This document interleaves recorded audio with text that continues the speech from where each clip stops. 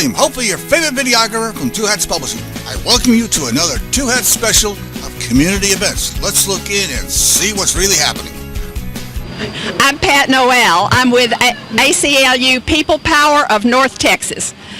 After the election, the ACLU received so much money in new donations, I think it was close to $60 million more than they usually get, that they started a grassroots program called ACLU People Power.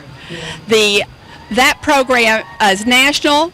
Their first initiative was called Freedom Cities, which related to immigration. That came to an end during the summer. Then they launched another initiative on voters' rights. State by state, they partnered with the League of Women Voters and Common Cause to pick up what was the most important issue affecting voters in that state. In Texas, the issue is to get an independent redistricting commission so that our votes matter. We want to pick our representatives. We don't like our representatives picking us. Okay.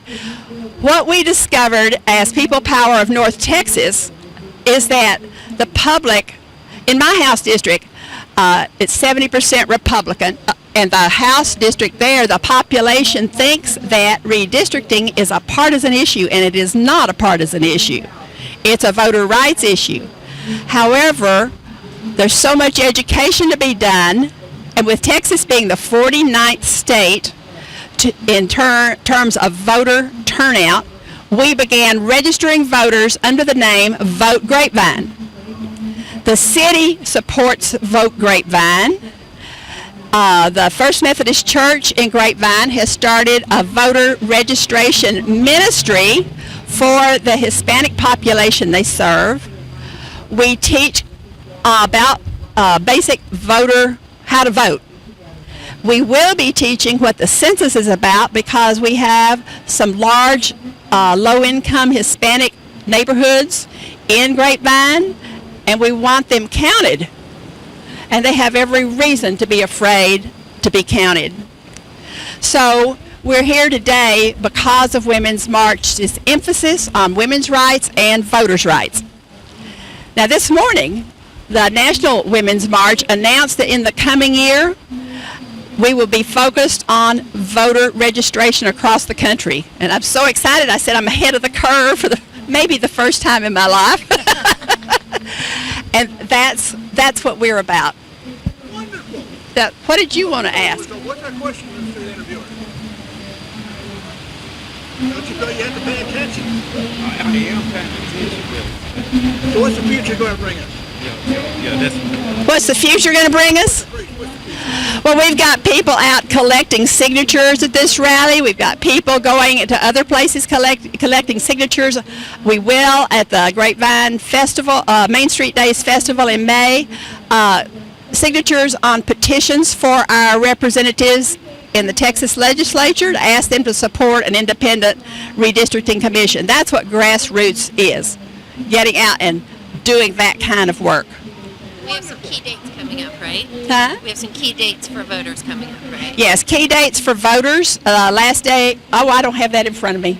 I think it's February 6th is the last day to register for the upcoming election, a primary election.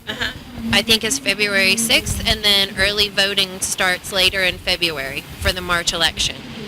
Yes, I think you, and see, I have been out in the assisted living facilities helping people get their voter registration straightened out. And so right now what's in my head is that those mail-in ballots need to go in and have to be received by a date certain in February in order to get an absentee ballot.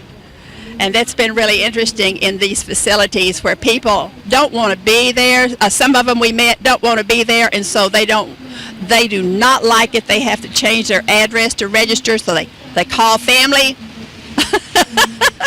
Other people have come in from out of state, and they need to get registered, and so we've been taking care of things like that, these changes of addresses. That somebody said, yes, I have an ID, and we determined it's his passport that's about 40 years old, and that won't work.